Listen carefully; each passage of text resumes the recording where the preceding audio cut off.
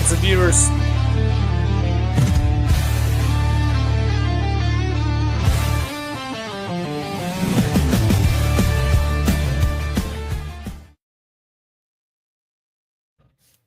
We are live watching the Michigan Panthers go against the Birmingham Stallions, the score being 21-14. The big playoff game. I've got a friend of mine, this guy I've known for a long time. He's been my friend for about 25 years. What does he know about the UFL? Not much, but I told him, hey, come on board, buddy. I am in for a fun time, and he's a good friend to watch football with. So I got the game on here, and then I'm going to also guide him with any sort of UFL knowledge. Yeah, it should be a good time. I've been wanting to get kind of my introduction into the UFL for a while. Nick's been talking about it for a long time. Been watching the NFL for a long time. Enjoy that. I don't see why I shouldn't like this too. So I'm not maybe the most knowledgeable person, but I'll be a fan like the rest of you guys. Yeah, and the thing about the UFL fans out there that are probably judging me for bringing on a UFL not life like a big spring football guy. This is it. Is that a big click? Oh, it's a huge click. Yeah. Oh, wow. If you're on Twitter, yeah, for sure. It's okay. huge. Twitter and Reddit, I would recommend looking up UFL football. There's a huge community over there. But I'll tell you one thing. I'm actively trying, and Tyler could be an attest to it. I try to get people on this league for quite some time. I'm trying to get non-viewers interested into it. I think I got Rob interested on it. Reed, guy previously on the show, was also interested in it, but he wanted to participate and get him on the show. Now I'm bringing in Tyler. Let's see. Let's see what else we got. I can confirm he's been trying to get me to look at his podcasts and everything. I checked one out last weekend, and I thought it was interesting. I was like, you know what, that sounds like it could be just as much fun to watch as NFL football. So yeah, let's do it. Yeah. And what's going on in this game here? Did you say it's a playoffs game? Yes, 100%. So this is going to be the semifinals over here. We got the Michigan Panthers against the Stallions. The winner goes to the UFL championship, and they go from that. These are two really good football teams. They're in the USFL conference, and they're going at it. Offsides there, if it's the same. No. I think you got a second. Oh, I might have a delay. Yeah, I might have a delay. So let me know. Did you drop the ball? Hold on. I reset it. I can't remember what I was even talking about now. Refresh here. Make sure I'm synced up with you. Play clock's at 15.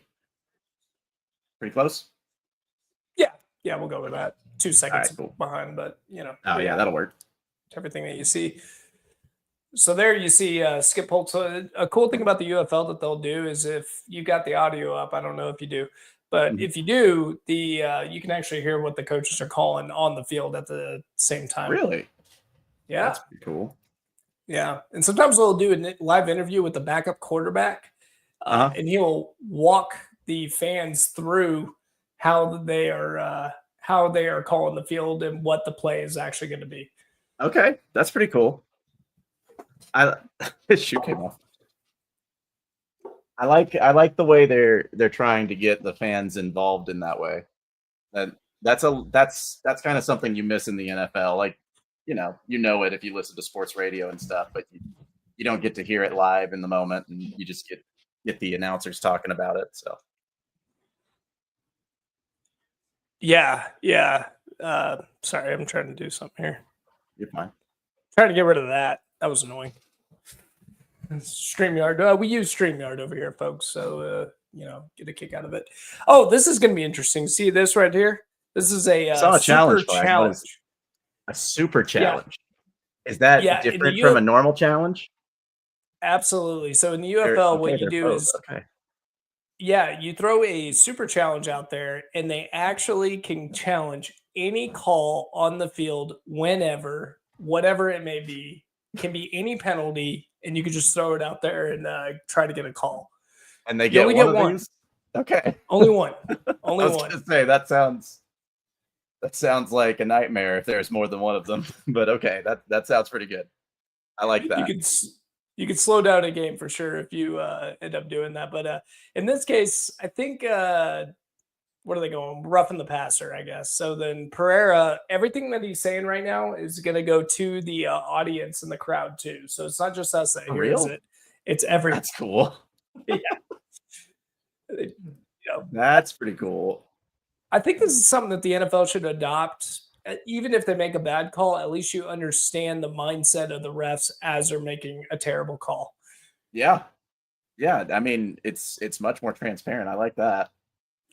Just the idea of being able to know what the coaches are thinking in real time and the refs in real time is pretty cool. I get why they wouldn't do it in the NFL because they're worried about cheating and stealing signs and stealing plays and all this stuff. But I mean, they got enough things to worry about on the sideline. Maybe they hire somebody to be focused on that, but then just everybody hire something to focus on that, and then okay, even playing field again. It's more Yeah. fun. Let's do it that way. And during a game, I'm just thinking it's not like the other team can tap into it. I guess they could. Maybe that's it. Maybe they could. That's what I'm thinking. Maybe you get a staff person that's like that's their job. Like they're over there on the sideline and they're monitoring, what's coming through on the live feed from the other team. So that's a good point, actually. Yeah, I could see why the NFL is a little skeptical in doing that. But like I said, if it's more fun, then all you have to do is allow every one of the 32 teams to have a staff person that does that, and now it's an even playing field again. Yeah, I think it makes it more interesting, more chess than checkers, right? Definitely, I think that's more fun. Absolutely, yeah. So Tyler is a huge Cowboys fan. I'm asking as a question for the audience, obviously. Yeah. So sports background. I'm a tennis player, tennis coach. I was a tennis coach for about 15 years. Pretty good with sports psychology and psychology in general. I've been a Cowboys fan for a long, long time. Grew up in Dallas. Me and Nick grew up watching Cowboys games together. So big Cowboys fan, big Rangers fan. I think my first sporting event was a Rangers game at the old ballpark when I was about 4 years old. So I got Rusty Greer's autograph.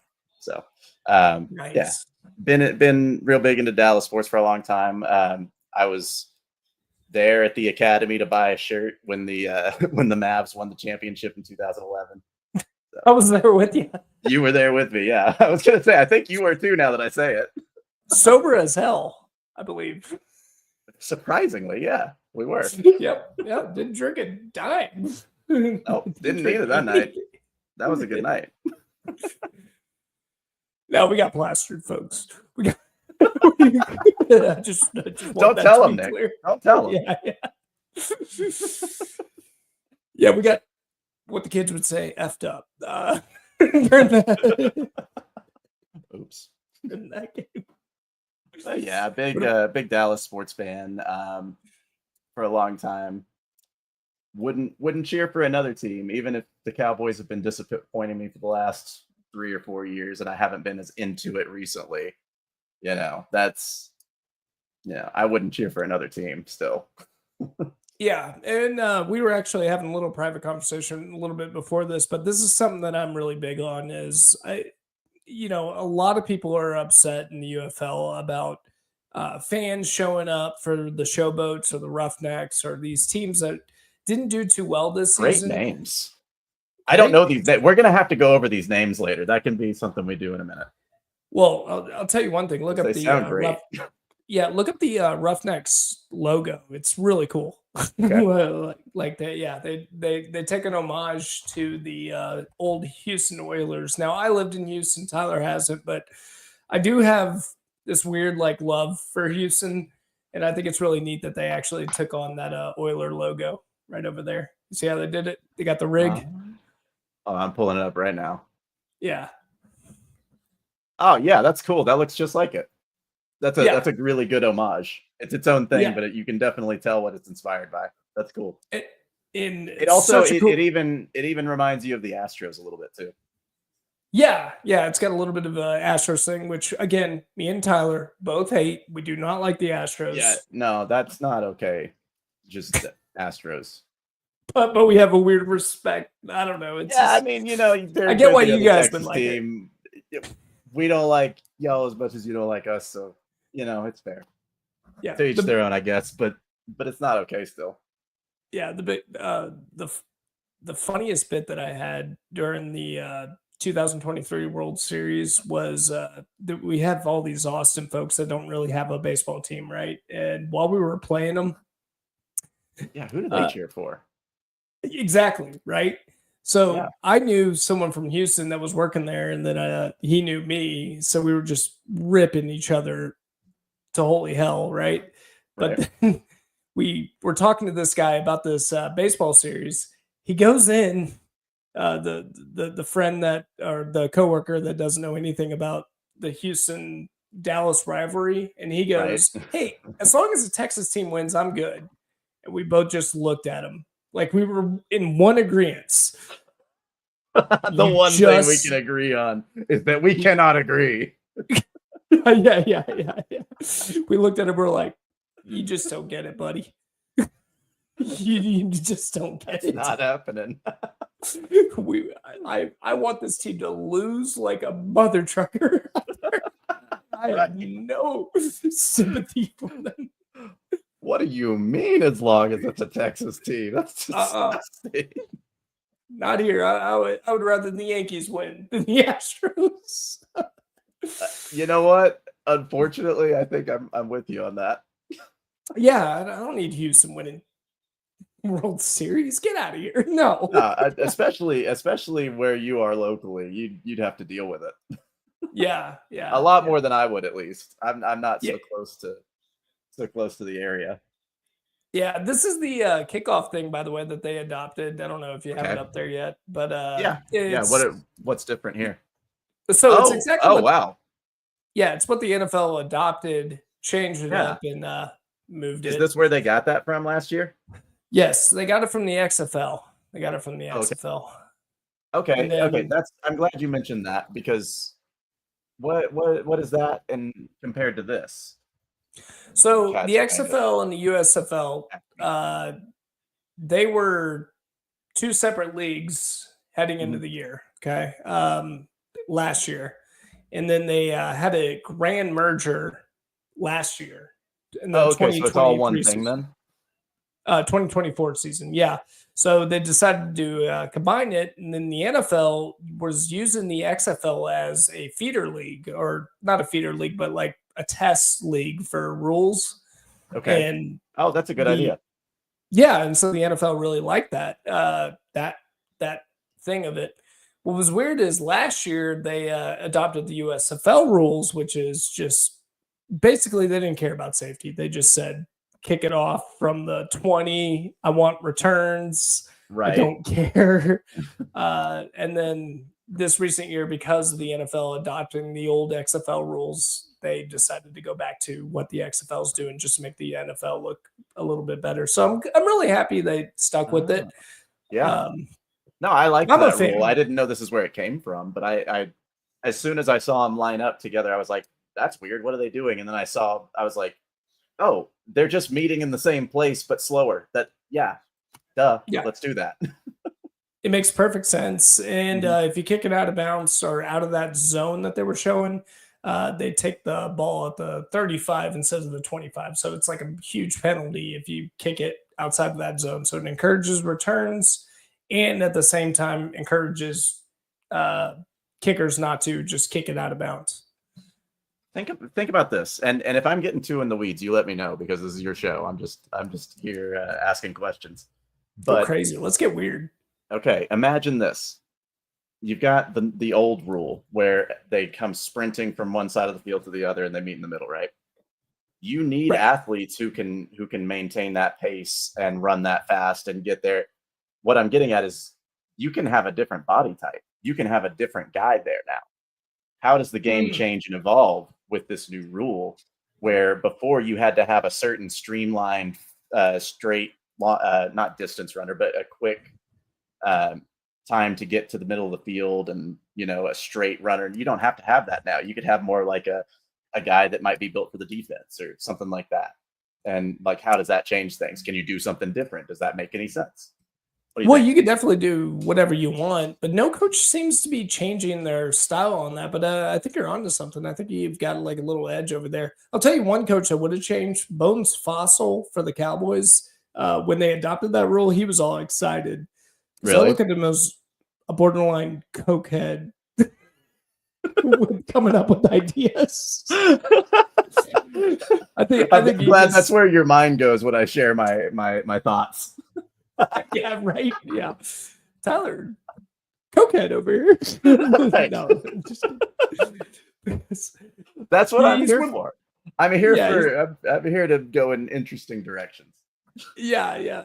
No, I felt like he has that weird approach where he was like, "Oh, I'll come up with something. Don't worry. I've got a game plan. I've got something that Right. that can No, do it." that's like, to me, that's the best thinkers, especially in something controlled like the NFL, where you can see things evolve in real time. Like we saw, we see it all the time where different things. I think it was the tush push last year really got to, it becomes kind of the meta, the thing that everybody's doing, but somebody did it first, right? And it worked really well because no one was doing it before them, and they caught on to something. The person Mhm. that finds that, they say, "Hey, this changed. How can we make that our advantage now?" I think that's the person to watch out for. Yeah, absolutely. And I think it was a great. I'm glad they. I don't think they changed it. Right? They kept the rules. I don't think they should. I think it's beatable. The tush push. You mean going? Oh, yeah. Yeah. Whoa, he had a lot of time in that pocket. Ooh, This guy's entertaining, by the way. You're gonna like Bryce Perkins. Look at this. nice.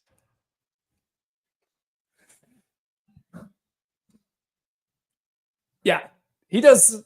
He does things that I just don't think a lot of quarterbacks could do. Look at this.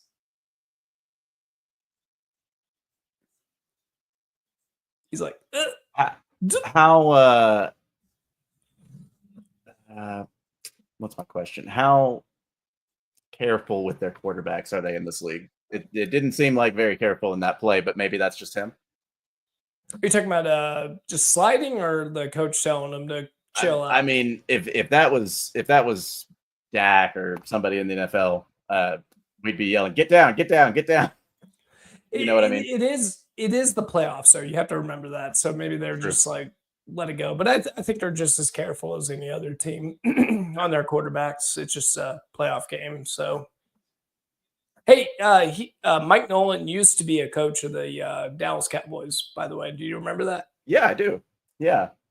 He was the worst defensive coordinator we've ever had. I was gonna say I thought he was a defensive coordinator, but it's been a little bit since I paid too much attention to who's running what.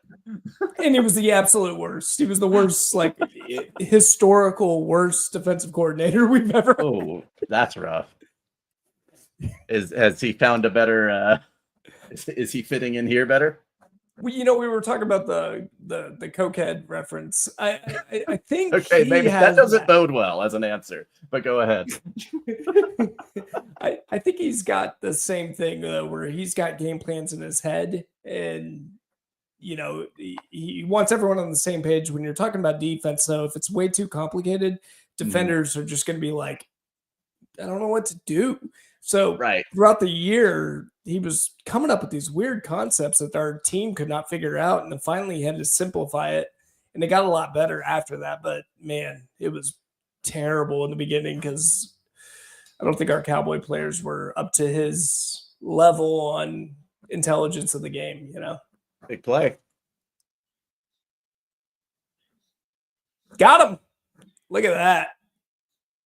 There you go. This is huge. They're going to go. I mean, if Yeah, they can big get into time. the end zone, this is game over. So the pick that I had was Michigan Panthers, by the way. And I know if you guys don't believe me, please watch our pregame show that we had this morning. But I wasn't there. I don't believe you. yeah, okay, all right. I'm Well, just kidding. Anyway, enough of Tyler. I got the Well, it was nice to meet you guys. I'm sure I'll be back next week. no, for your time. never again, never again. And there it is. Just walk that I got thing it. in there. That was Is that easy. Tua? That was Taua. Taua, but they do have Tua's brother playing. Really? Yeah. He's I pretty love good. his name. Taua. I hate it. Why? Because you have to read it? I have to pronounce that. Teoatua. He's a good player, though. He's a pretty good player. They got a good running back over there. Looked like more of a good offensive line on that particular play, but yeah. Yeah, which is shocking because the Stallions have a great. What is this? Hold on. What's Ortho talking about here? 1, 2, 3 points? What is? Oh, yeah. So, do they get to choose where they go from? Yeah, and this is really interesting. So you do not kick extra points. That's not a thing. Okay. It worked. Yeah, that's a really lofty throw. It worked. Yeah. Great play. Can't argue with that. 28-17. No, I don't know why they went for 1. Because you could have done that from the 2. But anyway, from the 2.5, it's a 1 point play. And then from the 5-yard line, it's a 2-point play. From the 10-yard line, it's a 3-point play. And you said they get to pick? Or does it depend how they go in? Okay. Yeah, they absolutely get a pick. And it's really interesting because, like for you and me, we watch football for how long, right? So you already kind of have like strategy down when it comes to that. This would be you would be constantly thinking about what you would be doing at every turn with this. This is really interesting. I like it. Yeah, and I don't think they actually have an answer yet. Like I watched coaches, and the coaches there's just not a definitive best way to do it, you're saying? Yeah, the stats just aren't out there. Which one's the best one at what time yet? Because now, like with Pro Football Reference and all these other great websites that break down the analytics of 2-point conversions and 1-point conversions, you really do have a solid answer what's the best play at that time. But UFL, they're just like, I don't know. You can run your numbers now. I guess you have 2 seasons. Well, it sounds a lot like the difference between like a really simple betting game like blackjack, where you always know this is the best way to do it. There's one way to do it, and this is the right way. Where versus something a lot more complicated. I'm drawing a blank. Maybe high gal poker. Chess. Sure. Yeah. I mean anything. Yeah. But you've got a lot more options, and each individual change with all of its options presents its own array of possibility that you don't have to account for in normal football or in NFL football, I guess you could say. Yeah, I would say I have this problem in disc golf. We call it ball golf. It's not regular golf. It's ball golf. Mm-hmm. Right, of course. Yeah, I'm insulted. You're right, Nick. But yeah, exactly. Like there's so many different avenues that you can take on it, and I think that's one of the coolest parts about this game. Yeah, I like the. It's kind of like when you play a new game, the same game that you've always played with somebody else's house rules, but the house rules aren't crazy. They're just like, oh yeah, that's a good idea. Yeah, you know what? 2 or 3 things tweaked. Yeah, that's a good idea. I like those. That was fun. Yeah. Tweak too many things and it starts getting crazy, and no one can keep up with the rules anymore. But this seems like it found the middle of the road pretty well. Yeah, it kind of reminds me of like 12-year-old Nick just watching the game, going, "Why don't they just do it this way?" I thought you were gonna bring up us making up games in the alley behind your house. Well, it could relate. Pretty good game, man. It's pretty good. I still think we should submit it to the Olympic Council. I don't think we're helping our case. Have we figured out if there is an Olympic Council? I don't think we're helping our case by saying it was the game behind our alley. Listen, we don't have the funding for an official stadium. That's why we need to get in good with the council. Yeah. We'll get there. We'll get there, buddy. Yeah. I mean, it's been 20 years. We haven't made much progress, but give us another 20. Wait till you see where we're at. Partially because we've ignored it. Maybe Forgot about it. Put a little focus on it. Didn't even remember it till now. Nope. It's a fun game, guys. It was a fun game. I think my favorite part, since we've teased it a little bit, I won't go too far into it, but I think my favorite part was that if it went out of bounds, it was a fight to the death to determine possession. And let me tell you, This game involved wiffle ball bats and a wiffle ball, and if it went out of bounds, you just had to hit somebody with your wiffle ball bat until they agreed it was your ball. And me and Tyler are both here, so I'm going to ask you, audience, how did we do? It worked out. I mean, look at us. Come on. We fought to the death, and we're still alive. So fights to the death. It's not all it's cracked up to be. Don't buy into the hype. You'll live. It was pretty easy. You just gotta win. You just gotta win. Okay, this was the quarterback, right? No. Am I remembering right? I don't know who this is. This isn't. Maybe the cornerback. I feel bad. I keep talking about what I don't know about this game, and it's a playoff game. So tell me more about the two teams that are playing each other, kind of the story of the matchup. What are we dealing with here? Is there any story of the week? Anything major that's going on? Any stories that are being followed? What's going on here? So big one is Jamar Smith was ahead of this Stallions team, and then I'm guessing either they dropped him. I missed the first half. I do apologize, fans.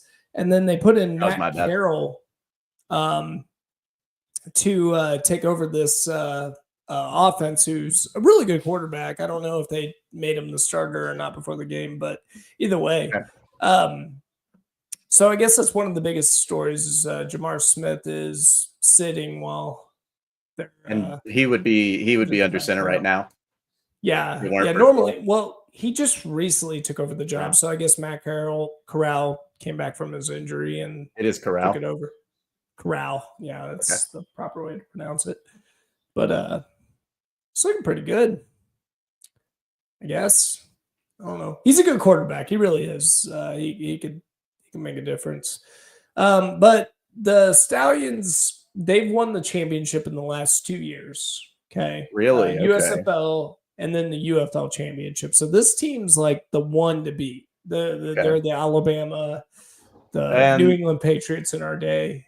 Sure. How many years are like has? I don't know the history of the league. Is 2 years a pretty good portion of it? Is we talking 20, 10, 5? What do you mean? So last year the UFL was created, and the year before that it was the USFL and XFL. But before that, there was actually just the USFL. Right. They still had the shoot, I can't think of their names. The horses. They're going on 4 years. 4 years. Okay. Yeah. So they've got a little dynasty going. Michigan Panthers. Yeah. No, I would absolutely say that. And they have a really good coach. I really like their coach a lot. Skip Holtz over there. Okay. He's running the show over there.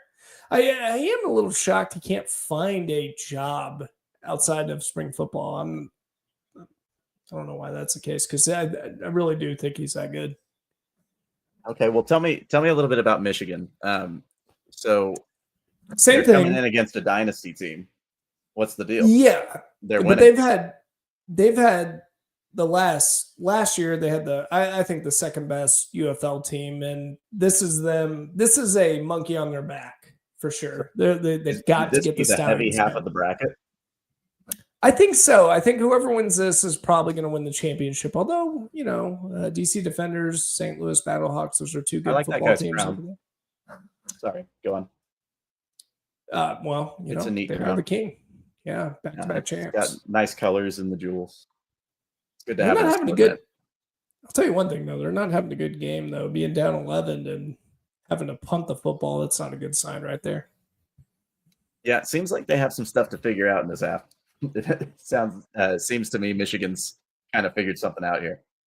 Well, I think the main difference is they didn't have this quarterback, Bryce Perkins, who's playing right now. I think he's something else. He's a really good quarterback that probably should find a spot in the NFL. Ooh, left that one a little short, didn't he? Yeah, I'd blame it on the receiver, though. Come on, man. You had it in your hands. He was close enough to grab that one. So grab Hey, it. what's your policy on alcohol for this outfit? I see you've got a Dos Equis. Can I go make myself a drink? Nope.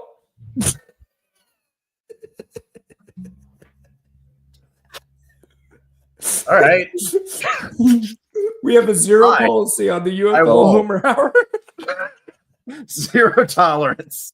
Zero tolerance. Prohibition hour is what this Yeah, is. you need to stop. Look at this. Look at this.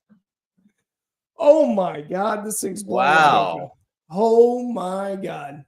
Man. I called it. What happened? Just want that for the record. I looked up in time to see him taken off. I didn't see who he got past. Malik Turner. 76 Ex-Cowboy? yards. Hey, do you mind looking that one up? Yeah, could be. I swear to God. And by the way, yes, you can have alcohol. Tyler, I was just joking. You ain't drinking alcohol in my establishment.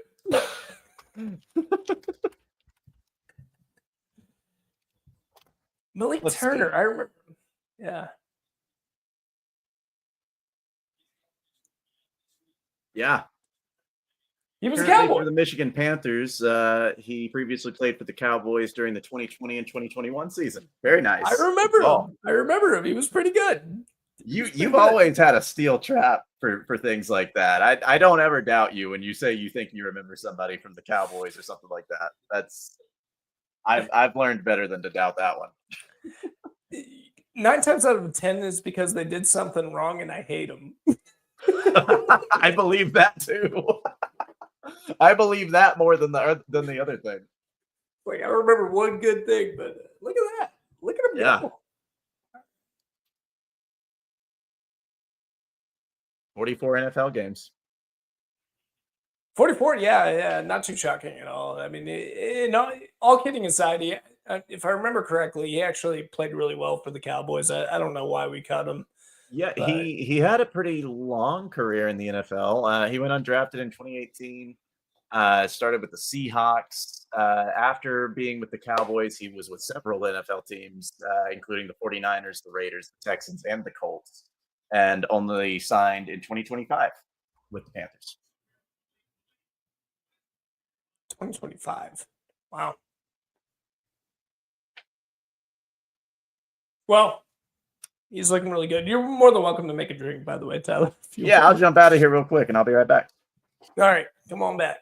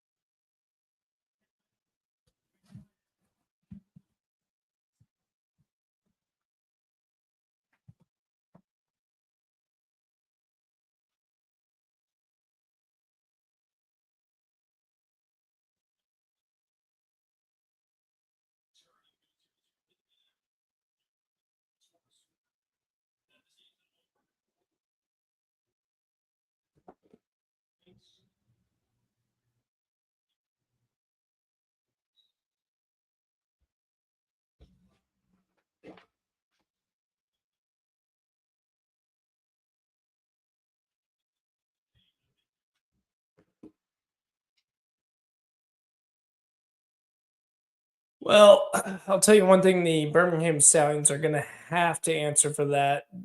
They're in some trouble if they don't start scoring touchdowns, and this does not bode well for them.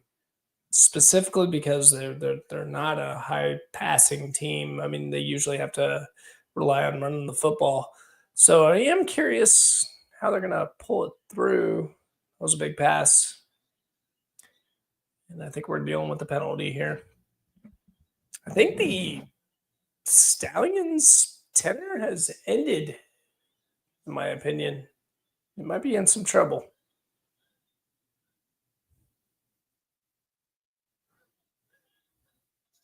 Try to get the call here.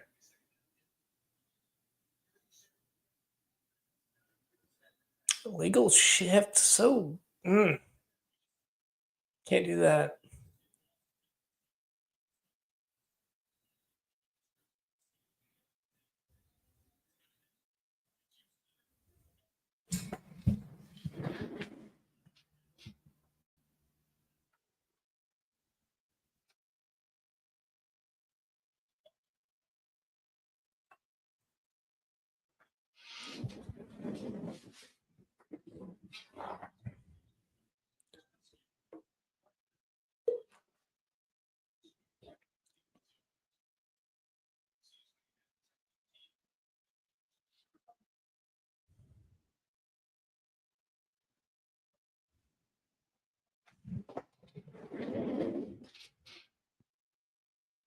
Be back. Am I good?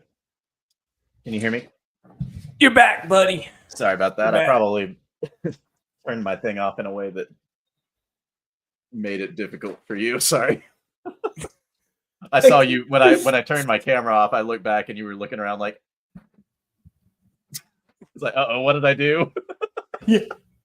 It's like, dude, just my thought was just walk away and leave everything up. I don't care. We could just keep the half. I probably could have.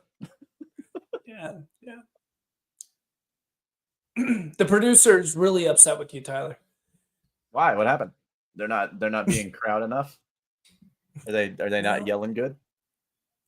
They're not yelling good.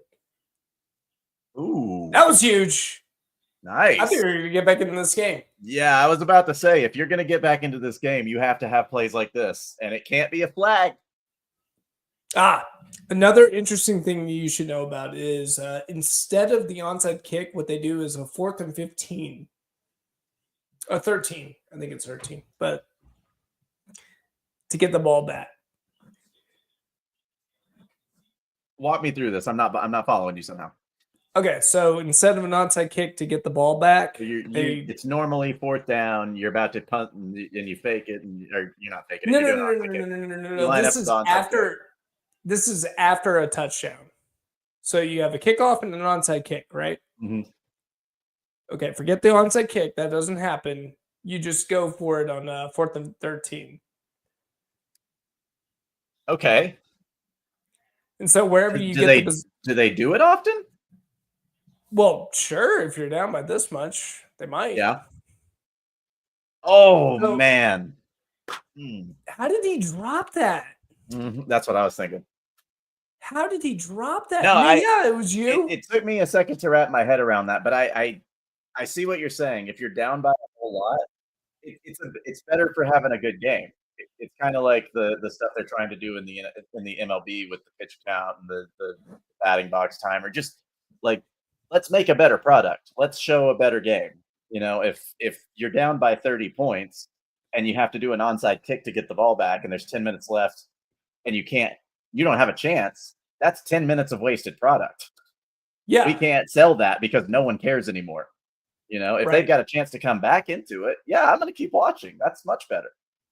Yeah. So, which is the point that I was just trying to make, that if they can get, a couple touchdowns and all of a sudden you're back in this thing, it doesn't take much. You're down by 11. It's not Especially, over. I didn't even realize that's why you brought it up. But yeah, you're right. If it doesn't matter how much time's left, you've got a chance to get back into this thing. I like this. This is good. It keeps it entertaining the whole time. Yeah. Now, as a Cowboy fan, I would say no for the NFL. And the only reason why is because we're going to find a way to F it up.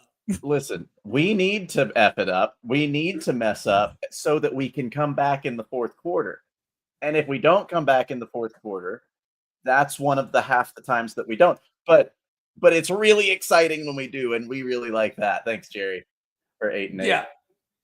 Yeah. Or we're up by 11. You're just going to be sitting there going, nah, we're going to lose this game. No, it's not safe. It's not safe to be up by 11. We only win if we're down in the fourth quarter. So we need to give up some points. At least 12 in the third, so that we can be down by 1 going into the fourth, and then we actually have a chance. I'm with it, man. Yeah, especially with Tony. Well, back then when Tony Romo, but now we have Dak. But man, have you realized that us talking about Tony Romo we're now the old guys talking about the retired players that have been out of the league for forever that no one cares about anymore. The guy that was recently on the podcast, it was Reed. He's a Carolina Panther fan, and he asked me who's my favorite quarterback. And I go, well, I like Peyton Manning, I like Tom Brady, I like these players. I do. What about not old dudes? Yeah. Well, he didn't mind that, but then I went, but if you really put a gun to my head and said, who's your favorite quarterback? I went, Tony Romo. Tony Romo is my favorite quarterback. I just love Tony Romo. And yes, because I'm a Dallas fan, that would play a big part of it. And he goes, really, it's Tony Romo. And I was like, just fire up the highlights. Just fire those up real quick. Just do me a favor, run through Tony Romo highlights. They're all over YouTube. One moment, the week before Dez caught it against Detroit, when he threw the touchdown at the end of the game and he's laying face down on the ground and he's beating his fists on the ground because he's so passionate. And tell me that's not a guy worth following and saying is your favorite. Or, I mean, I can run down the plays. The Atlanta scramble where he had 4 defenders in front of him and he had a zigzag through 4 defenders. The J.J. Watt touchdown that he had to do the spin move to get around the J.J. Watt. And the 100+ times that he threw one just like the one that he threw to Dez that wasn't a catch, right? I mean, right. That one stands out, but there were 100 of those. Yeah, and I'm sitting there. I was like, just watch him for a little bit. You tell me, how do you not fall in love with the guy? Yeah, and I can understand if you're an analyst or you're watching another team and you don't watch the Cowboys every play. You're going to see some of the mistakes that he made, and you're going to say, yeah, what they say about him is true. But if you watch every play he makes, you're going to start to realize when it matters, he makes it. Absolutely. He's entertaining, man. I'm telling you, and I loved every minute of it. And I love Dak. He's good, whatever. But I knew as soon as Dak took over, I was like, we're not going to get this again.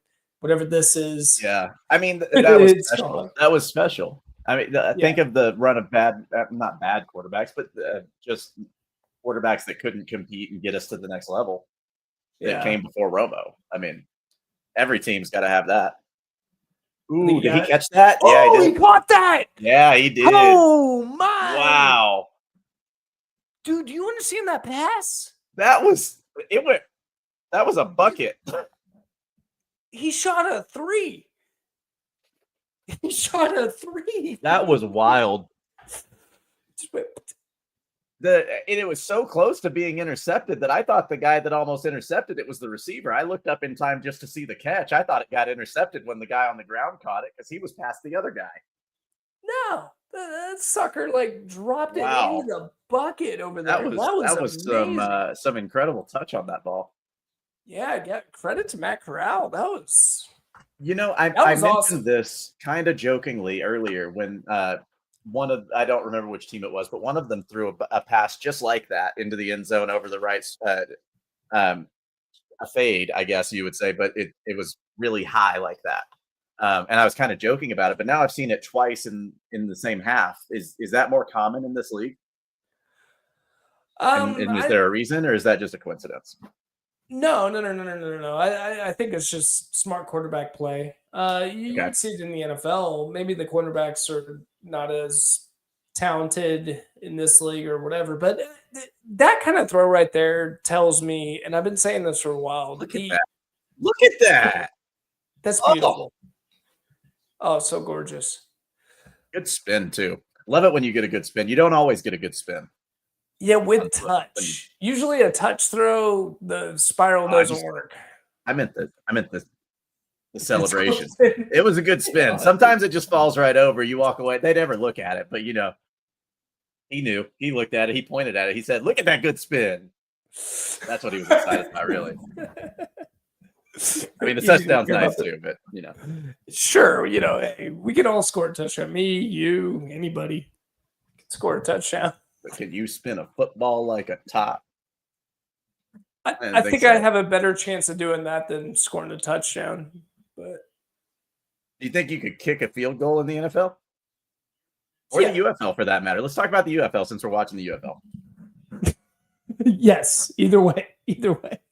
Okay, so you get I would need a class. a class. I need one class. Just quick tutorial. Let me get my shit. Let me just figured watch out. a YouTube video. Teach me how to kick a field goal, and I promise you, I will get a field goal. I could get a field Move goal. over, Zerline. I watched a YouTube video. No, not saying that. Not saying that. I'm just saying. One, I can get one. Me and you can I get bet one. you could get one. Here's a better question. Somebody's funding you for you get 3 months. Somebody's funding you for 3 months, and you can spend the money however you want to. Don't go crazy. You got to practice and stuff. But you have 3 months to learn to be an NFL or UFL caliber kicker and try to make a team. If you've got any amount of money you want, wow. Okay, let's stop here. Oh, okay, that was huge. We got a big Yeah. fumble by the Michigan Panthers. Hang on, they're reviewing it.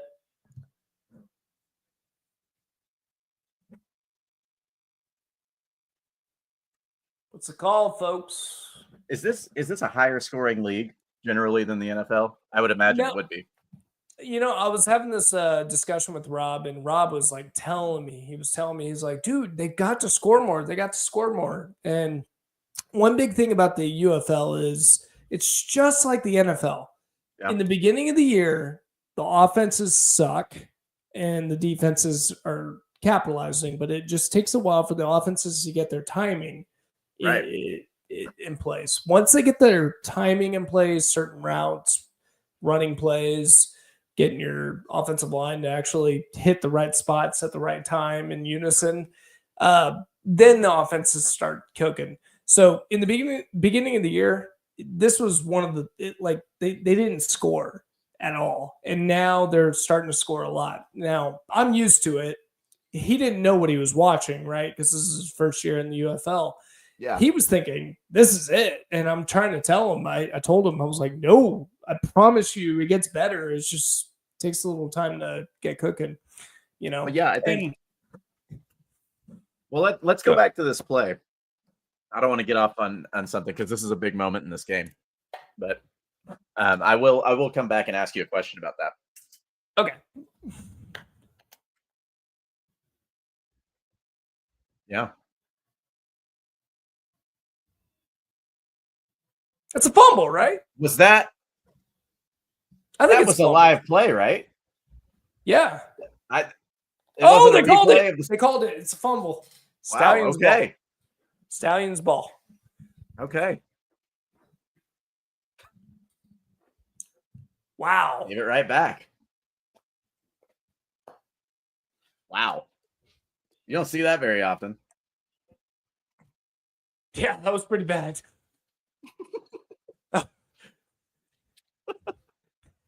Time to let go of that football, buddy. You might want to hang on to that one. If I could choose you times to let go of the football, that would have been the least. You can't. There's not a lot of opportunity to feel more stupid than you would feel fumbling right after somebody else just fumbled. Yeah, you don't want that. You don't want that. So I'd imagine that in most cases you're dealing with, you got the offense and the defense. You're dealing with a defense that is coming up with a scheme. They've got a plan. They've got a strategy, and they're going to use this to stop any offense, right? And the offense's job is to figure out what that is and overcome it. So of course you're going to see, that's a nice throw, nice catch. That was awesome. That's Thomas. He is legit. That guy can play. Again, another guy that I'm shocked is not in the NFL. But do you think a lot of these guys will be, or is this going in its own direction that it could? I mean, support. Well, Matt Corral, the quarterback can. He's got the arm for it. Woo! Another big one. Touchdown, Stallions. Oh my gosh! This is a game. We got a game here. Yeah, they're not letting us go. I was saying while you were gone too, I was like, I just don't know if this team can just pass them to death and get back in this thing. they're passing to death, and they're getting back in this thing. Yeah. Good call. Yeah, I didn't expect that. No, could they make it to the? Let me put it this way: Ohio State won the championship last year, right, in college football. I think the Stallions would smash that Ohio State college football team. I don't even think it would be close. I don't even think it would. It's not even like an in-between level then. It's very, very much closer to the quality of the NFL then. Yeah, it's a higher end because you got college football that's like taking over so many players, that they have to try to pull into their team. So there's 119 teams in, college football, Division I college football, right? Yeah. And these guys are just hiring them on. So like this is after their college football career. You still need to get a job. They're finding the job over here. So I think that the talent is aplenty. There's only, if you add these teams to the NFL, you would make that 40 teams out of the 119, right? That you have to find your way into. Johnny Manziel couldn't even make the UFL at this point. Okay. So in my mindset, it's that and the fact that these guys are average age 24, 25. And in college football, they're stuck at 18, 19, 20. I would say probably average age 20. And old man strength is a real thing. Old man. Yeah. Don't mess with an old man. Yeah. Don't mess with an old man in the first place. You respect your elders. But like if you do, old man strength is coming for you. Yeah. And but like all kidding aside, I'm not making it up though. I mean, you're my age, you're 35. Yeah. 36, actually? Nope, I'm 35. 35. Oh, I'm older than you. I forgot. Yeah, you're I was born in the 80s. older. Yeah, he's an 80s guy. I'm a 90s guy. We don't really see eye to eye because of it, but Yeah, you missed out on we make it work. It was a hell of a time. Listen, if you had been born in the 90s like the rest of us, I would be you would get it. You would get it. But you're an 80s guy. You would never know. Might as well be Gen X. Yeah. Totally different generation. Yeah, sorry. I say it to you. You just don't get it because you were born in the 80s. But come on. But the older you've gotten, you realize pretty quickly that you're like, holy crap! Like that I'm asking, but at least for me, I am much stronger than I was when I was 24, 25. I was a little weakling back then, and it's not like I'm working out that much more. I think it's just simply, I don't know. You just deal with it. I can make a tennis analogy for this. Okay, go ahead. You used to work at the tennis complex that I'm talking about. You know about these old 85-year-old men that would play every morning, right? Yeah, I am an ex-tennis pro. Yes. Yeah, he helped me teach a lesson one time. With kids, yes. And now I've helped him do a podcast. Yeah, this is the payback. I guess I get nothing else outside of this. No, these 80-year-old men would play every morning, and I'd go hit with them sometimes, and I didn't want to go hit with them because they'd run me all over the court, and I'd be tired for my lessons for the rest of the day. Because if you got to that age and you didn't know how to put the ball exactly where you wanted it, you would have to run to where they made you run. But if you make them run, I think that's what it is. I think it's old men get to the point where they realize how to use their body and their abilities as efficiently as humanly possible, and they aren't wasting a thing.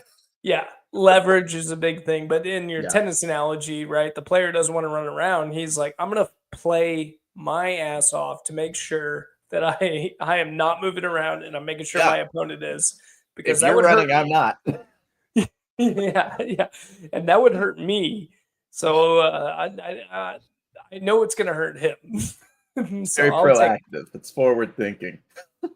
Very, very forward thinking. That's a good trophy. I like that trophy. It's a pretty good trophy. One. Yeah, the one that I like the most still is the World Series, but the flags going around it are really cool. It looked a little fragile because if you leaned on it, all those flags might snap. But George Costanza broke it in Seinfeld. It does look fragile. Yeah. I can see where they got that plot point from. I might have thought of the same thing. If I had to write a plot about the World Series trophy, that might have been where I went. I think we're showing our age again with Damn it. You're right. Oh, hey, is this Kai Nakua? This must be Puka's brother. Yes. Puka Nakua's Yeah. brother? Yeah. I think it is. Yeah. And then we got Bryce Very Perkins. cool. This Yeah, guy's exciting.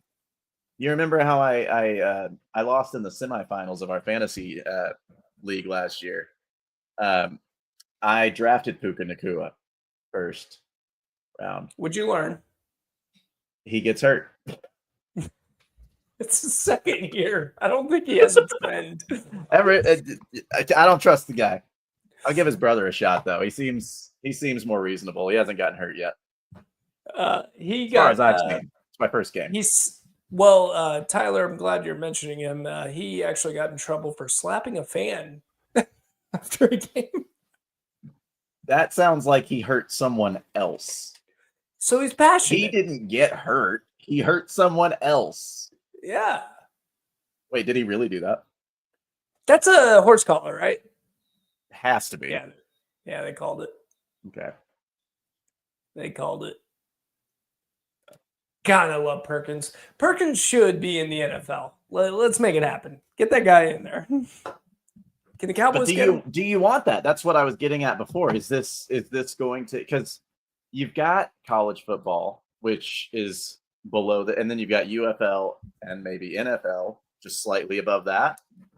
Do you want to keep feeding players into it, or do you want to try to grow the product and diverge? I think so many good quarterbacks, look at Cooper Rush, for instance, so many good quarterbacks get wrong treatment in the NFL, right? They have a bad coach, they have a bad system, they have a bad offensive line, whatever the case may be. Or they just have to sit because they've got a guy ahead of them. Bad or luck. they suck because they didn't have time to develop. Yeah. Right? Big And hole. so nice. In my mind, you have two teams that are pretty solidified. They have good offensive line, good defensive line. Defensive line more pertain to the fact that their win-loss record is not bad because their defense is good. I think it's a good opportunity to just kind of showcase, like, okay, if you operate a pretty simple system that works for them and you have a good offensive line, I can work with this guy. Yeah. And so, and then there's some quarterbacks that are just trash. They're just not good. They're never going to be NFL ready. The Johnny Manziel analogy is a good one. He was great in college football, but man, that guy had problems, like serious problems that he was just not ready for the professional level. So he wouldn't do well in this league, even in his prime. I just don't think he would have done that well. So in my mindset, this is a good way to look at like a quarterback at a different level that can compete in a professional environment and see, does he have something, does he not? And I think Perkins is one of those guys that I would go, yeah, I'd give him a chance to get back in the NFL. The problem is the NFL, if you're not young enough, they're not going to give you a second chance. They don't have time for that. So they look at you and trash you. I mean, look at every running back that hits 25. But so I guess my question would be, do you see this becoming, or even is it now, currently more of a farming league, or is this trying to become its own thing? Is it like the Rough Riders were to the Rangers where we grew up? We would go to Rough Rider games with the farming team, and what is this? I think that's their ultimate goal, is to get to that point. At least the XFL was openly saying that they want to get NFL players from their league, and they want to see that. Nice. Good run. I think the UFL is looking at it a little different. Like, they kind of want to create their own league, but then obviously if they grow, it's a good thing and it helps promote it. So I don't know where the UFL's 100% going. I really don't. I would hope that's what you were saying is More of the what's going farming to end up direction. happening. Yeah, You I mean? would hope Okay. so. That's what I would imagine would make the most sense. But with it being because the relationship is a little bit different, right? As far as it's always been done, it's been college is the level before NFL. It's a big gap, and this is in between, but this is a new level that hasn't always existed. So is this its own thing? Is it sliding into that in between space? Or is it still I hope defining so. itself? And it sounds like it's still defining itself. Well, one thing that the XFL was doing before the NIL deals were coming out with college football is they were paying players early. And I was wondering, are they going to pay high school players straight up Oh before wow. college football? And that Oh was going to be an man. interesting take. That could be stand up, buddy. That I could think it's be touchdown. Whoa, there you go. yeah, Another touchdown, Michigan Panthers. easy. Wow. Yeah, I mean, dude, that offensive line is bowling over. The Stallions, yeah. And the Yeah, Stallions are no joke defensive line wise, but they're I probably mean that tired. I said before I like this guy's name a lot, and I like him. I think he's a nice guy because he's got a nice name, and that's a nice touchdown. But he didn't do a whole lot of that work on that drive. No, He made some good whatsoever. runs, but that was mostly that offensive line just knocking down everybody in front of him. Classic mow over. That was pretty good. Mm-hmm. Really good drive. An important one too. Then now they're up again by 10. And they're going for one here. I don't agree with that. I don't either. If you're gonna run it, you might as well go for one. Yeah. Yeah. But why would you why would the see my thing is okay, we want to go for one, so let's run it. But why do we want to go for one in the first place? Let's go for something that makes sense. Let's put ourselves out there. like if you go for I guess an 11-point lead. Go ahead. Rob always begs for people to go for 3. He's like, just do it. Just do it. I don't know if analytically it makes sense. He's an analytics guy. He wants to see it done every time just to see if it would work. Nah, I think he's just an entertainment guy. He just wants football. Hey, yeah. Honestly, yeah, that does make it more fun. But I know that the reason I ask is I haven't met Rob. Maybe someday soon. But in the NFL, I think it was even the Steelers, if I'm remembering right. But somebody a few years ago, or maybe recently, started just running 2-point conversions every time, just to see. Yeah, and it was pretty good. Is that kind of the same thinking with Rob, or he just wants more points on the board, or what? I think he just wants entertainment. He just begs for people going for 3. Scoring's why not? fun. Yeah, why not? Fun. It's an option. Why aren't we doing it? Yeah. I'm of the mindset. I'm an analytical guy, so I think 2.5 yards to get another point isn't much in my mind. So I would go for 2 every time, but at the 5-yard line. But I get the logic. Maybe these coaches, they have probably great game plans to guarantee the fact that they're going to get this point. So why mess it up by putting yourself 2.5 yards back? That's true. You're taking points off the board. If you think of it that way, if you know for a fact you're going to hit that 1 point, can you really risk going for 2 if you're going to risk taking that 1 point off the board? If you think of it that way, it's a loss mentality, but I can see why. And I do think that's where NFL or analytics in general hurt, because coaches do understand some things that we just don't understand. We look at it and we just go, well, the numbers say this, and they're like, well, I don't have a play for that. And there's the argument to be made that if there's always a situation where this should happen, if this is happening, then do this. If this is happening, then do this. Then put a computer out there and let it call plays. Yeah, but we don't want to see a computer call plays. We want to see somebody with a personality call plays. We want to see them do something that we didn't expect and then be surprised that it worked. That's what makes it fun. Yeah, like allow human what the analytics would call it. Yeah, the human stupidity, I guess, what analytics would call it. Allow it to unfold. Let's see. Yeah, definitely. But I also think like analytics just does not account for some weird things that you just I don't know. I don't know if my right tackle is hurting right now. You know, Yeah. like Yeah. Yeah. I mean, it's the human element versus what we expect from the human. Like, yeah, we can expect this average from this person. And if we extrapolate that across the board to the entire team, then sure, yeah, we can take an average and say this is what will happen. But if that guy has a tummy ache and falls down in the middle of the play, then your stats don't mean anything, do they? Yeah, and the offensive line coach is looking at things that we just don't understand. That they're going, look, uh, yeah, okay, go for it. But this guy's hurt. This guy's just got a divorce. This guy over there Right. is You've got people that can take into account the psychology of the situation, the physical state of the players, the psychology of the play. You know, you've got all these different elements that you're not just accounting for stats on a page. You're not only looking at how many yards over how many games and how many catches and targets and all that. You know, that yeah, stuff's great. That stuff's useful, especially for fantasy football. That's what I'm looking at. But you know, if I'm the coach and I'm responsible for the person, not just the outcome, then yeah, I'm looking at all these things, and that's what a computer can't do. That's why analytics misses the point. yeah, absolutely, Not absolutely. entirely. I think human beings, much more complicated than analytics gives them credit for. Like, and especially this game because you got 11 individuals that you have to work together to Mm-hmm. get this figured out. Like Yeah, that's it's a a lot. major.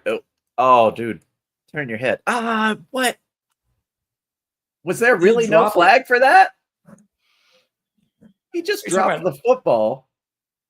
Dude and just stiff dropped the armed him. football. Got mad that he dropped the football and stiff armed a guy in the jaw from the other team right in front of the ref and didn't get a flag. Well, that's football, Tyler. Fair enough. Fair enough. Good Yeah, point. yeah, I act like I've never watched this game before. yeah. Your '90s kid is showing. That's not how we do it in the '80s, buddy. If you had been, listen, you think the 80s is so great. How many Super Bowls did the Cowboys win in the 80s? Good point. Good point. You come back from that one, buddy. I've been saving that one for 25 years. I saved it for this podcast. This podcast for 15 viewers. Wait, we have viewers? Really? I thought we were just having a conversation and watching a game. Yeah. 50 people are watching us. Half of them probably bots. But hey, guys.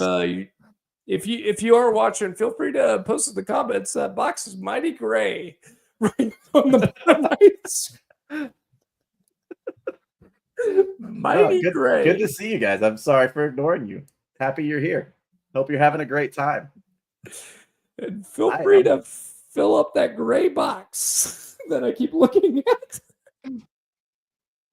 Engagement all the time. Why? Any moment now. You want me to send some messages in there? They won't know my username. Yes, please. Please, for the love of God. Oh. Wow. This game might be over. Yeah, I was going to say that. It was looking like it was going to be a real game again, but that play was damning. And they know it. The horse. Good celebration. Yeah, they know how big that play was. Yeah.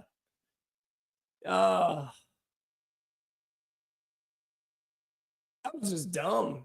He didn't see him. Yeah. Like he didn't see him, and then it looks like you had the wide receiver fall down. That's probably a bad sign right there. And two, yeah, not a good start. Yeah. Two, I don't know if he saw the safety back there. Matt Corral really botched that one. Big interception by the Michigan Panthers. And although I'm kind of rooting on the Michigan Panthers, so if there are any Panther fans out there, I am rooting on them. I just wanted a good football game. So it has been a good football game. It is entertaining, huh? Right? Yeah, no, it's been great. I genuinely, I meant to say this before. I think I got sidetracked, but for any of you guys that weren't here when we first went live, I'm not a UFL person. I've never watched a UFL game. Big football fan, but never watched a UFL game.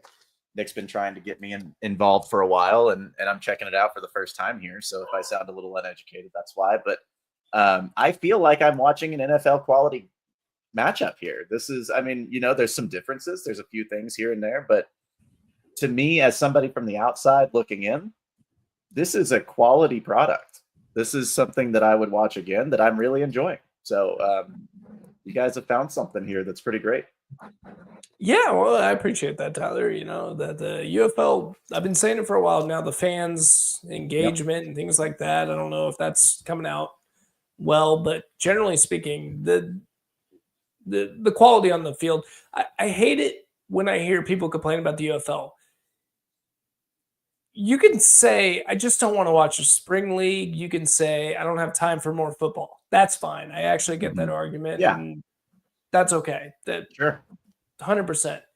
Or I don't have I don't have a team in my market. I'm not cheering for that team. Okay. I hear you there. There's nothing I can do there. Sorry. I wish one of the teams were in the market. But the one thing I can't stand is when people have different reasons why they don't want to watch it, and then they say the go-to reason, I just want to watch good quality football. No, that's not your reasoning. I promise you that, because this is better than college football when it comes to just talent. Oh, you know me. Nick can vouch. Nick knows me. He's been a Nebraska fan since we were kids, and I've never given any time from my life to college sports at all. Yeah. I just can't get into it. It's not the same. So as somebody who can't get into college sports at all, loves the NFL, to me, this is something I would definitely watch. So this is not that. And that's my argument, is like, if you're just saying talent, then you just need to shut up, because it's got something more than talent. Now, if you don't have time and you don't have the market, it's not your market. I'm not going to argue with you. Then that's fair. But when it comes to quality, no, it's good football. It's really entertaining football. And I mean, are we seeing NFL quality, like legitimate NFL quality? No, you've got the best players in the world in the NFL. But I mean, to me, this is night and day difference between what I've seen in college sports. So this is, I mean, so much closer to the NFL than it is to college. This is great. I appreciate that. Yeah, no, it's really nice, because well, you're welcome. You're welcome, Nick. You've put on a really good product here. I didn't. I'm really impressed. I just ran a podcast, Tyler. That's all I did, and not a good one either. Amazing that a podcast turned into this, and not even a good one. It's a really good product. You've done great. The football is better than my podcast. I promise you that. Really not sure how that worked, but good job. Man, good defense. This is that. Yeah, I'm sure Skip Holtz got onto their ass and said, "Look, we have no choice. I need you guys to stop it." Can somebody get in front of the guy with the ball? Please. Can we try that once? Just on this next play, let's see how that goes. How about we hit him before he throws it? Let's try that. Yeah, any of these should work. My friend Patrick, he's got a good bit where he goes, he yells at Patrick. Yeah, he yells at defenses. Why did they call it the strip sack? Like, just call it the strip sack. It's not that hard. Yeah, just do that. Blitz them, strip them, sack them, hit them. Do one of those. It's really annoying, because every time he sees a strip sack, he goes, "See? If you had done that every time." I'm like, you're right, I guess. I don't know what to tell you. Can't believe we didn't think of that. Hey, here's a fun. That was pretty big. And it's 4th down. So what do we got here? So it's an 11-point lead. They're going to kick a field goal, be up by 14 with 2 minutes. This game's not over. Birmingham can get the ball back. Really? Yeah, no, because then I'm not doubting you. I'm not being sarcastic. I'm genuinely in disbelief. This game isn't over. no, absolutely not. So they're going to That's be up by incredible. 14. They're going to be up by 14, and with 2 minutes and 47 seconds, if you can score a quick, it's got to be quick touchdown. Yeah. You have a 4th and 13 to get the ball back. Bam, back in this thing. Okay, and yeah, you're right because the onside thing we talked about that earlier. Yeah, and generally speaking, according to the numbers, they hit it about 25% of the time. Good odds. Good odds for this Those are situation. not bad odds. They're not great odds, but they're. I mean, if you're in this situation, they sound a lot better than an onside kick. Yeah, which is I think 5%. It's really low right now because of the really rules. low. Really, you rarely see that work. And usually, when it does work, I won't say usually, but a lot of the time when it does work, you end up seeing a flag. Yeah. So it's like, how much of that 5% got called back anyway? It's hurt me so bad that if I see the Cowboys pull off an onside kick, I'm just like, hang on. Just, Everybody's there screaming around you, and you're just like, guys, just give it about 20 seconds. The camera's gonna find the yellow on the field. They're just looking for it right now. And then I have a 20-second delay of celebrating if they did get the ball. Yeah, where I'm like, oh my God, we actually got it? We actually got it? Who hurt you, Dick? I know who hurt you. It was the Cowboys. The Cowboys. Yeah, not my parents, not my friends, not my exes. Many people have many different various forms of things that could be considered trauma or psychological complexes, and they come from family, relationships, religious affiliation, the communities, school, anything like this. Very few of them specifically stem only from the sports team. And before I hear it from like Cleveland Browns fans, okay, at least you know your team sucks. Okay, that's a good point. Yeah, give them their due. No. They've been at least they know they suck. Okay, Okay. We have to buy into hype every year. Thinking that we're this. You know what? That's a good point. Every win is a good day for them. For us, it's like we were supposed to do that. Why did we lose last week? Yeah. I'd say like if I know my team's bad, I can work with that. I give up halfway through the season, but it's Right. when my team's good and they get my hopes up. Right. Exactly. That is a harder fandom. That is a 10 times harder of a fandom to get behind. But you know what? It's a great business model. Oh yeah, Jerry's doing well. Jerry is doing well. Yeah, I'm with you. I'm paying attention to this because it's getting down to the wire here. But yeah, I'm gonna quickly get a drink too. All right, we'll be back. All right, guys, stay tuned.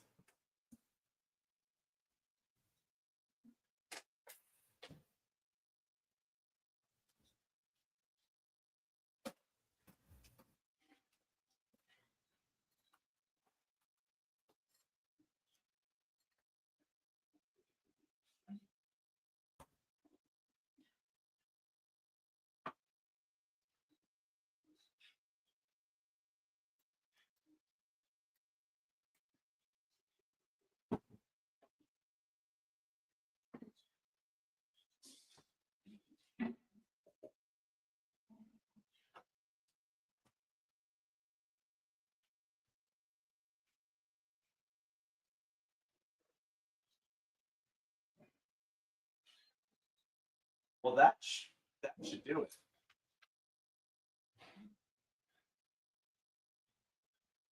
I wasn't paying attention, but that looked like a turnover. Nick, I think that's game over.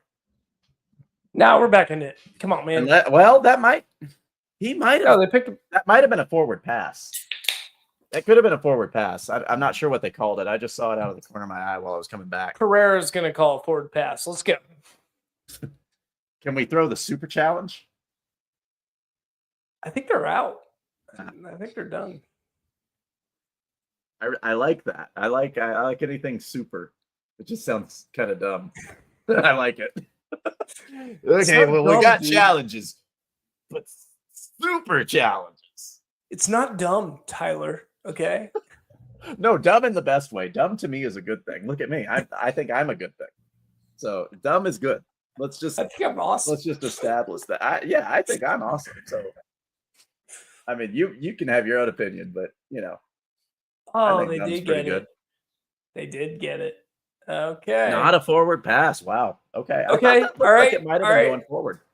And Birmingham doesn't have any timeouts. Okay, so let me go ahead and quickly explain how they're going to come back. How is this one going to still be a game? Because so far you've kept me in it. Okay, all right, I can come up with some. Yeah, let me know how they're going to win this. What's the scenario?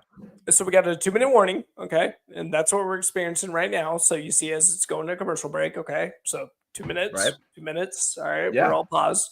Birmingham, unfortunately, is out of timeouts. Out of timeouts. Which would be helpful. I wish I had timeouts. Okay, but hang on. But I know you're going to work around that. So go ahead. Oh, but hey, it turned. It turned. Hey, look at the gray box. Look at this. We have a friend. I think it's our same guy. Who is it? Yeah, coming in to celebrate the Michigan win. Or yeah. Very nice. I love it. Was a good game. I love it. Yeah, he's going after the Battlehawks. I don't think it's going to be the Battlehawks, Michigan Panthers. Congratulations, though, Michigan Panthers, UFL champs. Meanwhile, I'm trying to earlier.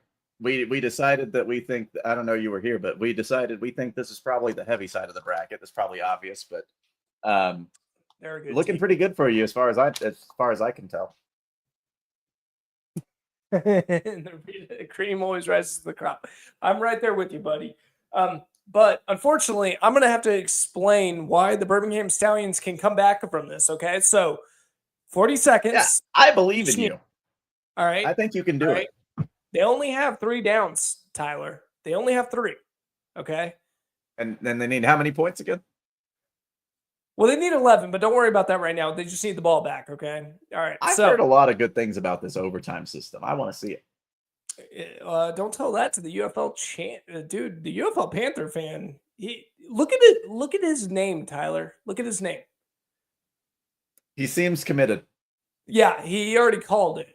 Now, hey, by the way, UFL Panther, Michigan Panthers UFL champ. I want that tattoo. I said that on the last show. I was gonna say Jet got a tattoo. So I mean, the username is pretty committed. But if you really want to commit, you get the NBA trophy tat. I want before you win the NBA championship. Michigan Panther champ. But don't do it the second time, because the second time you get the tattoo, you don't win the championship that time. I don't know if you knew he went to another championship and he didn't win, but he did get another tattoo. he didn't even make it to a championship. But he didn't even make it there. No. Oh crap! I lost the feed. But anyway, I did too. We're on commercial break. So theoretically, they're going to get the ball back in 20 seconds, Tyler. I think it's going to be about 20. That's my prediction. Okay. All right. Quick Hail Mary. That's it. Just one of those quick ones. And then 4th and 13, you're back in this game. Call it a day. Another Hail Mary, touchdown. And there you go. The Panthers are the USFL champions. No, that's Stallions. Stallions. Okay. So you're telling me there's a chance, but it involves 2 Hail Marys in how many plays? I think I've know enough football, even if I haven't watched the UFL before. I think I can understand the predicament that we're in here. Wait, hey, we're asking you to show us the ink, bud. Why are you asking us? Nick, do you even have any tattoos? No. I don't either. I don't have any tattoos. I'll tell you one thing. I'm not getting a 2025 Renegade Championship. That's my team. I don't know if you know that, Michigan Panthers fan. But yeah, I couldn't help but notice we're not watching the Renegades in the playoffs. What's the deal with that? No. They didn't make it. Weird. But hey, bud, I don't need to show the ink. You need to show the ink. Come on, man, be a Panthers fan. Hey, no joking aside, and I mentioned this in the last one. The Panther fans, they're out there. There's a lot of them out there, at least on Twitter. They're all over the map. So, are you local in Michigan, Panthers fan? Do you have something we can call you? We can keep calling you Michigan Panthers UFL champs if you want to, but that's kind of a mouthful. Okay, all right. So Tyler, they're kneeing the ball because they got the first down. If you Buffalo, nice. Okay, so you're pretty close, but you're a non-local fan. Are you from there originally, or is it something that you picked up somehow?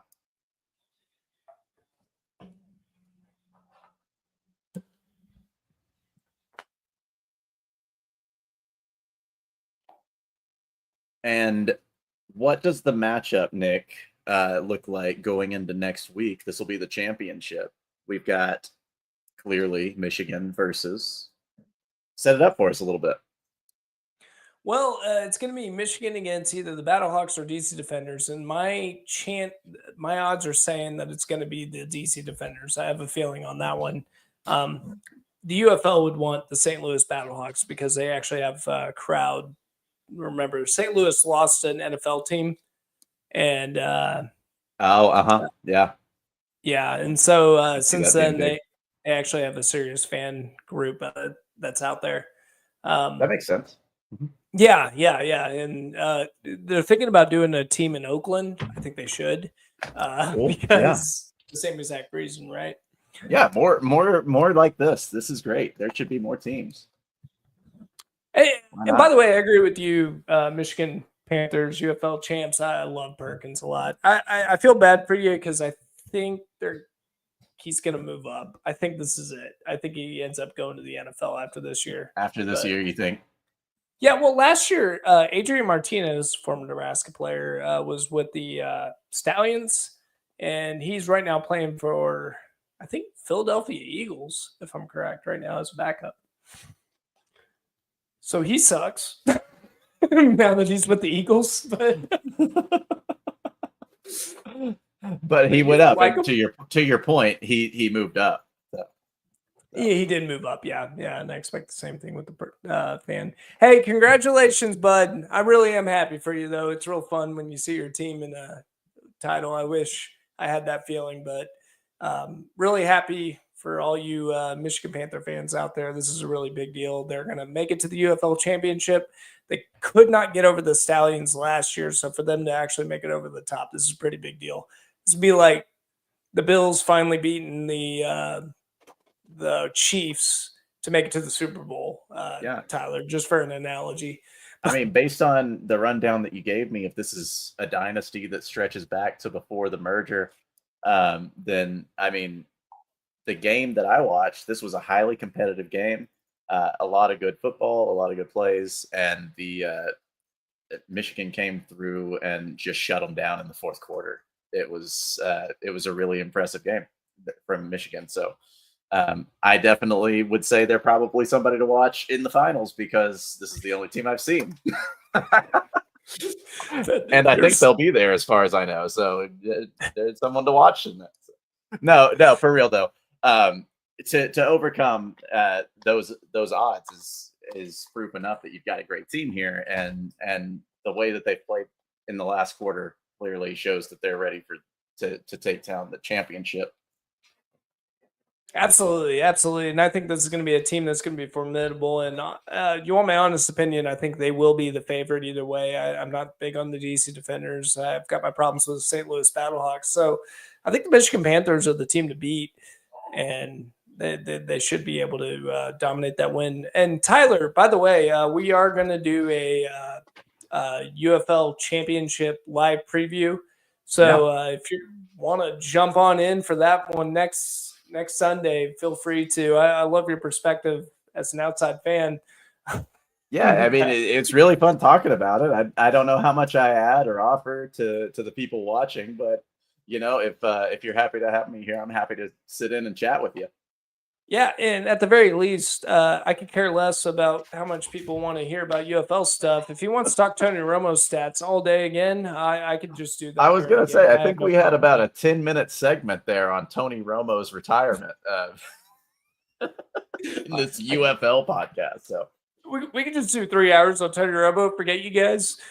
3 hours on how great Tony Romo is.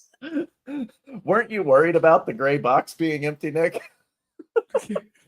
We got it, man. We got it now. No, Look at that's what I'm this. saying. You're right. We should be talking about Tony Romo for 3 hours. That's why it was empty. Yeah, maybe.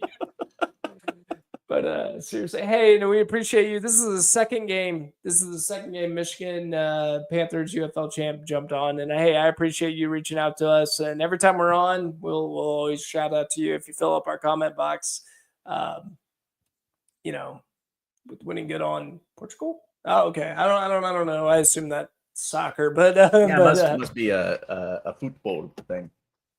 But hey, congratulations on your team. Really happy for you. We're going to go ahead and end the show. Feel free to follow us. It's on UFL Homer Hour at Twitter, and then UFL Homer YouTube as Hour. well. Hey, you'd be really excited about this, Tyler. I typed in UFL Homer Hour in Google, and Gemini described our show. So Really? yeah. Hey, you're big time now. You've made it. If the AI is able to say, "Hey, I know about these guys," let me tell you, that's pretty good. Yeah. So when our AI overlords take us over, we're going to be Yeah. one of the first to go. I think that's what I got out of that. No, But you are providing value to the AI. It needs to know about the UFL,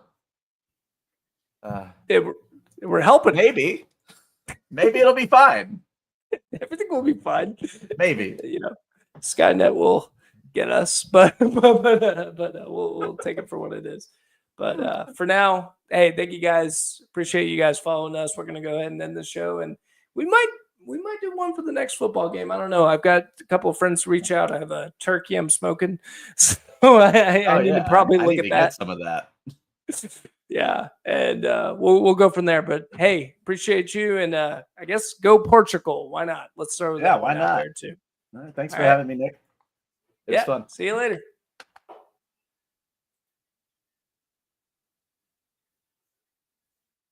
What? Did you leave me?